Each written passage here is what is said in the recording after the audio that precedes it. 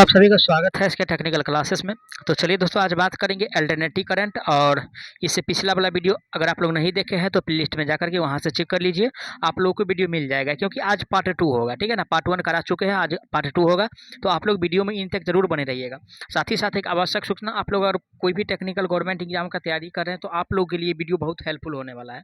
तो चलिए आज का सबसे पहला प्रश्न से स्टार्ट करते हैं। आज का सबसे पहला प्रश्न जो दिया हुआ है दोस्तों, अमेरिका में डोमेस्टिक बिजली का परिचालन आवृत्ति डैश होता है। किसमें बात कर रहा है तो अमेरिका में कह रहा है। और अमेरिका में दोस्तों यानी कि बिजली का जो परिचालन होता है कितना हर्ज पे होता है, तो वहाँ जो परिचालन होता है दोस्तों 60 हर्ज पे होता है, ठीक है। 60 हर्ज पे होता है। रही बात अगर भारत में अगर पूछता है ना, अगर भारत में पूछता तो यहाँ पे कितना हर्ज पे होता है, तो भारत में दोस्तों 50 हर्ज पे होता है। तो ये ध्यान रखिएगा, आपको क्वेश्चन में 1 नंबर मिल जाएगा एग्जाम में, ठीक है ना। इनमें तो कह रहा है 50 हर्ट्ज, ये तो इंडिया में होता है भाई, है ना। आई एन लिख देते हैं, इंडिया में होता है। 100 हर्ट्ज किसी का नहीं होता है। तो ये 60 हर्ट्ज जो होता है वो अमेरिका का होता है, जो कि ऑप्शन सी में दिया है। करेक्ट आंसर की बात किया जाए तो ऑप्शन इसका सी सही होने वाला है। चलिए आगे बढ़ते हैं। नेक्स्ट क्वेश्चन आज का दिया हुआ है, जयवक्रीय तरंग की एक प्रतिवर्ती धारा का शीर्ष गुणांक कितना है। ठीक, इसका पूछ रहा है भाई, यानी कि जयवक्रीय तरंग का कह रहा है। और जयवक्रीय तरंग का यानी कि शीर्ष गुणांक की अगर बात किया जाए, ठीक है, तो दोस्तों इसका जो शीर्ष गुणांक होता है जयवक्रीय का, है ना। किसका पूछ रहा है भाई, तो जयवक्रीय का पूछ रहा है ना। जयवक्रीय का पूछ रहा है। और जयवक्रीय का यानी कि शीर्ष गुणांक जो होता है दोस्तों 1.414 होता है। ये ध्यान रखिएगा, क्वेश्चन पूछा जाता है।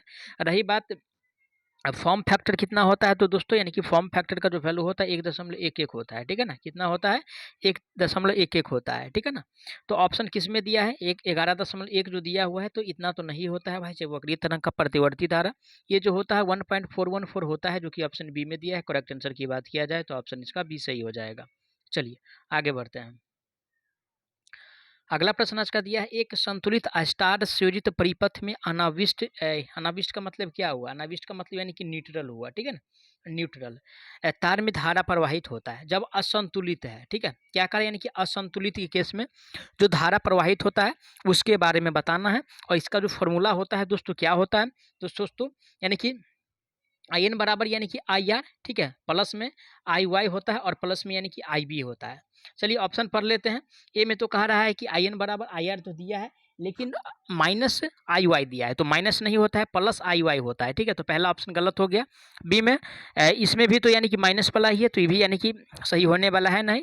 क्योंकि ऑप्शन सी में जो दिया हुआ है दोस्तों आई एन बराबर I R plus I Y plus I B, ठीक है। तो करेक्ट आंसर जो दिया है सी में दिया है, राइट आंसर इसका सी सही हो जाएगा। अब चलिए आज का अगला प्रश्न दिया हुआ है, क्वेश्चन में कह रहा है प्रतिवर्ती धारा एसी परिपथ में प्रेरणिक प्रतिघात और आवृत्ति के बीच संबंध क्या है, ठीक है। प्रेरणिक प्रतिघात कह रहा है, क्या कह रहा है भाई, प्रेरणिक प्रतिघात। और प्रेरणिक प्रतिघात को यानी कि एक्सल से डिनोट करते हैं, ठीक है। और ठीक है, प्रेरणिक प्रतिघात को एक्सल से डिनोट करते हैं। और एक्सी से दोस्तों यानी कि जो डिनोट करते हैं वो कैपेसिटिव रिएक्टेंस होता है, ठीक है ना। तो एक्सल बराबर जो फॉर्मूला होता है और एक्सी बराबर जो फॉर्मूला होता है, दोनों पे आज जिक्र करने वाले हैं। तो एक्सल बराबर दोस्तों यानी कि इसका जो फॉर्मूला होता है, ठीक है, यानी कि एक्सल बराबर जो फॉर्मूला होता है 2πfl होता है। क्या होता है, 2πfl होता है, ठीक है, ये ध्यान रखिएगा। अब चलते हैं एक्सी पे। तो एक्सी का जो फॉर्मूला होता है, ठीक है ना, एक्सी का जो फॉर्मूला होता है दोस्तों, एक्सी का जो फॉर्मूला होता है 1/2πfc होता है। क्या होता है, 1/2πfc होता है। सिर्फ इसमें इतना अंतर है कि यानी कि एफसी के जगह पे यहाँ सॉरी यहाँ पे जो एफएल है तो यहाँ पे एफसी हो गया है, लेकिन एक बट्टा में हुआ है। ऐसा नहीं है कि एक्सल बराबर जो होता है फॉर्मूला 2πfl वो है, ठीक है, वो तो प्रेरणिक प्रतिघात का होता है। लेकिन कैपेसिटिव रिएक्टेंस की अगर बात किया जाए, ठीक है ना, धारितीय प्रतिघात की अगर बात किया जाए तो वो 1/2πfc होता है, ठीक है ना। तो चलिए एक्सल बराबर यानी कि 2πfl ऑप्शन किस में दिया है, तो ए में जो कह रहा है एक्सल बराबर 1/2πfl, तो एक्सी के किस में होता है ऐसा, लेकिन यहाँ भी एक्सी अगर रहता तो, लेकिन ऐसा तो है नहीं, तो पहला ऑप्शन गलत हो गया। बी में जो दिया है एक्सल बराबर 2πfl दिया है, तो राइट आंसर जो होगा दोस्तों ऑप्शन इसका बी सही हो जाएगा। क्या सही होने वाला है, ऑप्शन इसका बी सही हो जाएगा, ठीक है। चलिए आगे बढ़ते हैं नेक्स्ट क्वेश्चन पे। आज का अगला प्रश्न दिया हुआ है, आवृत्ति जितनी डैश होगी बिजली का झटका उतना ही खतरनाक होगा। यानी कि देखिए फ्रीक्वेंसी पे बात कर लेते हैं, ठीक है, फ्रीक्वेंसी पे यानी कि बात कर लेते हैं, ठीक है ना। तो फ्रीक्वेंसी का मान, ठीक है ना, देखिए दोस्तों आप लोग ध्यान से क्वेश्चन को समझिएगा। फ्रीक्वेंसी का मान जितना कम होगा, है ना, फ्रीक्वेंसी का मान यानी कि जितना कम होगा, ठीक है। वो यानी कि झटका जो लगने वाला है काफ़ी ज़्यादा, ठीक है, दर्दनाक झटका लगेगा। तो कम और अधिक का यानी कि अगर कॉम्बिनेशन लेते हैं, ठीक है ना, कम और अधिक का अगर कॉम्बिनेशन लेते हैं, ये सही होने वाला है, क्योंकि आवृत्ति जितना कम होगा, बिजली का झटका उतना ही खतरनाक होने वाला है, ठीक है ना, उतना ही अधिक खतरनाक होने वाला है भाई। तो चलिए, कम अधिक ऑप्शन किस में दिया है? ए में जो कह रहा है दोस्तों, कम कम कह रहा है, तो दोनों अगर कम होगा तो ये मेन फैक्ट है नहीं भाई। बी में तो कह रहा है अधिक अधिक, तो ऐसा भी नहीं होगा, और अधिक कम कह रहा है, लेकिन अधिक कम नहीं, यानी कि फ्रीक्वेंसी का अगर वैल्यू कम हो, और तो उस टाइम यानी कि व्यक्ति को जो झटका लगेगा काफ़ी खतरनाक लगने वाला है, ठीक है ना। तो राइट आंसर जो होगा दोस्तों, ऑप्शन इसका डी सही हो जाएगा। क्या सही हो जाएगा? डी सही हो जाएगा। यहाँ पे जो आएगा दोस्तों यानी कि कम आएगा, और यहाँ पे जो आएगा यानी कि अधिक आएगा, ठीक है, खाली स्थान पे अधिक आएगा, ठीक है। चलिए आगे बढ़ते हैं नेक्स्ट क्वेश्चन पे।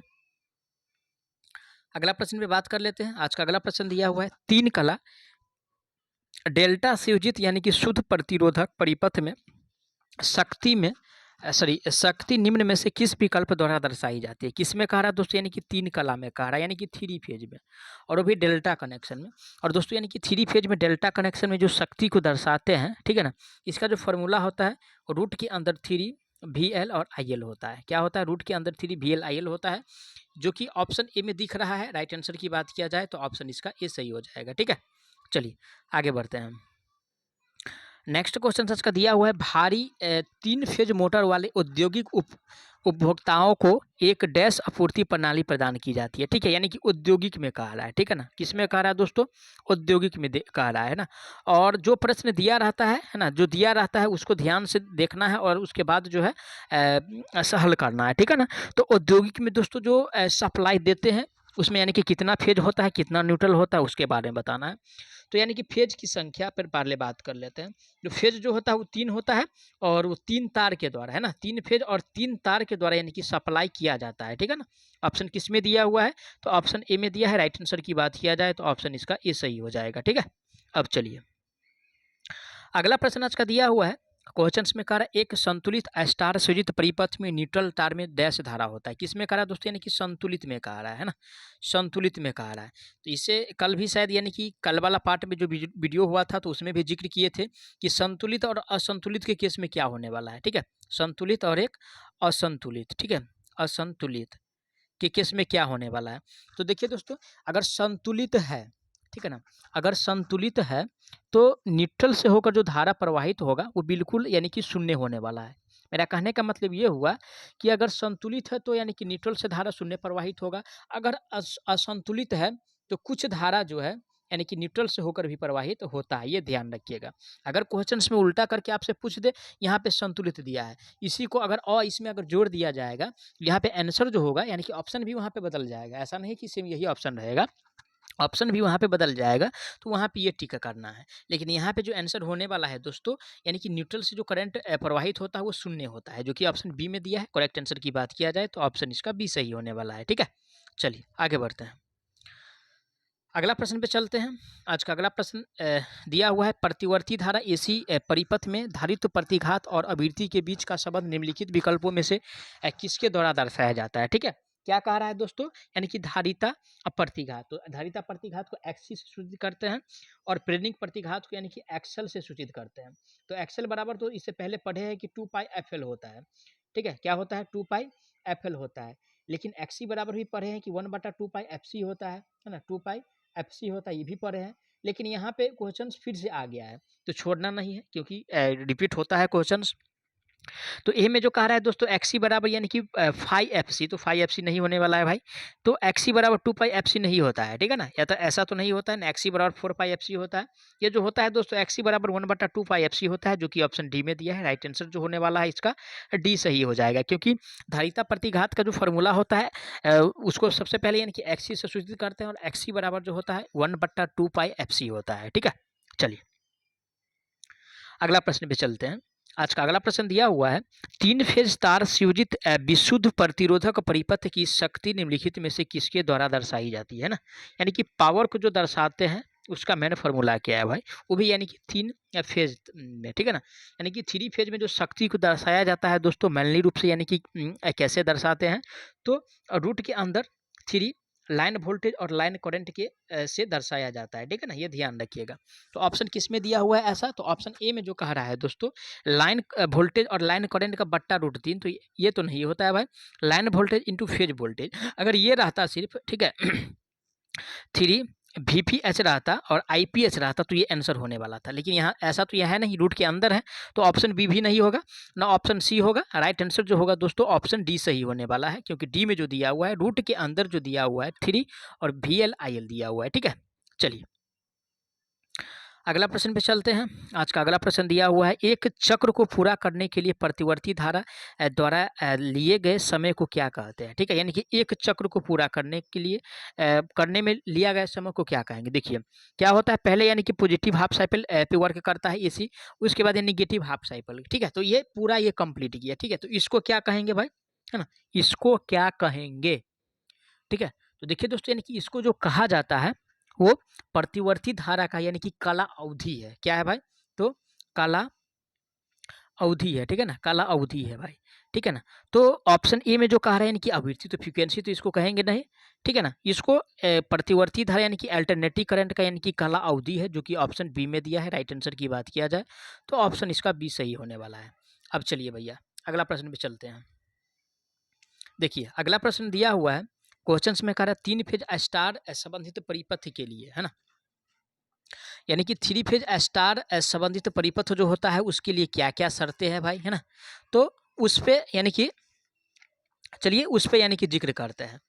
तो सबसे पहले यानी कि ये जानना जरूरी है दोस्तों कि स्टार में, है ना, क्या होता है, एक स्टार होता है स्टार, तो स्टार में यानी कि करंट बराबर होता है, ये ध्यान रखिएगा। करंट क्या होता है, लाइन वोल्टेज के बराबर जो है, सॉरी हाँ, line voltage sorry line current बराबर फेज करंट होता है, ठीक है, या फेज करंट बराबर लाइन करंट होता है स्टार में।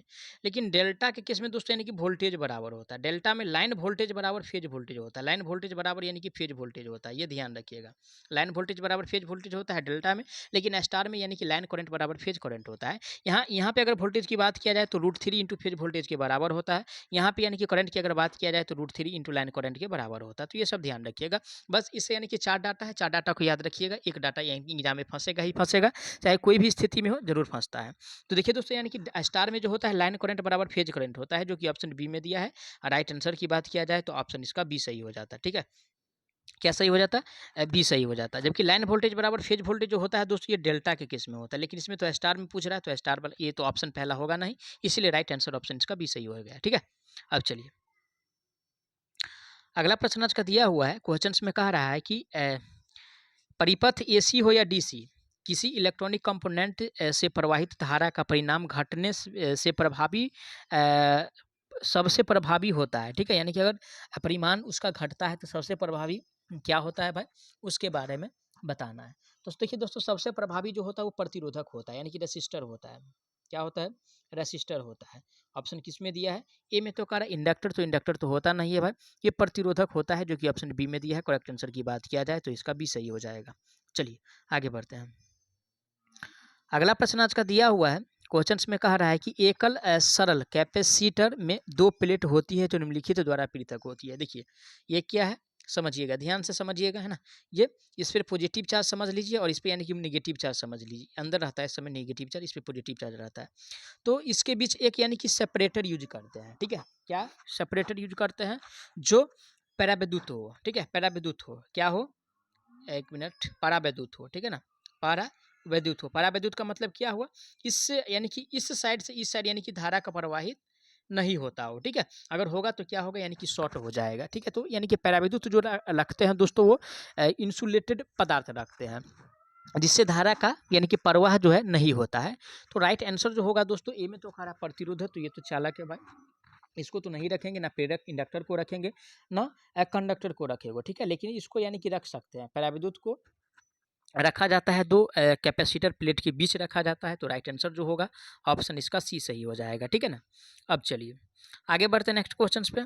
आज का अगला प्रश्न दिया हुआ है, क्वेश्चंस में कह रहा है कि विशुद्ध प्रेरक का पावर फैक्टर होता है, किसका कह रहा है, यानी कि power factor of pure inductor का, है ना, इंडक्टर का पावर फैक्टर यानी कि पूछ रहा है। और अगर शुद्ध है दोस्तों, ठीक है, अगर शुद्ध है तो वहाँ पे जो पावर फैक्टर होने वाला है इंडक्टर का वो शून्य होने वाला है। क्या होने वाला है? शून्य होने वाला है, ये ध्यान रखिएगा। ए में तो कह रहा है इकाई, तो इकाई तो नहीं होगा, शून्य होता है जो कि ऑप्शन बी में दिया है, तो राइट आंसर जो होगा इसका बी सही हो जाएगा। ठीक है, मैं आशा करता हूँ आप लोग सारा प्रश्न को अच्छा से समझे होंगे। अगर कोई प्रश्न में किसी प्रकार का डाउट रहता है तो प्लीज़ आप लोग उसके लिए कमेंट कीजिएगा, आपको जवाब बहुत जल्द मिलेगा। साथ ही साथ प्लीज़ अगर आप लोगों के लिए हम इतना मेहनत करते हैं तो आप लोगों का भी कुछ फ़र्ज़ बनता है, चैनल को सब्सक्राइब करके वीडियो को ज़्यादा से ज़्यादा शेयर करें अपने दोस्तों तक। तो चलिए मिलते हैं नेक्स्ट पार्ट में, तब तक के लिए जय हिंद।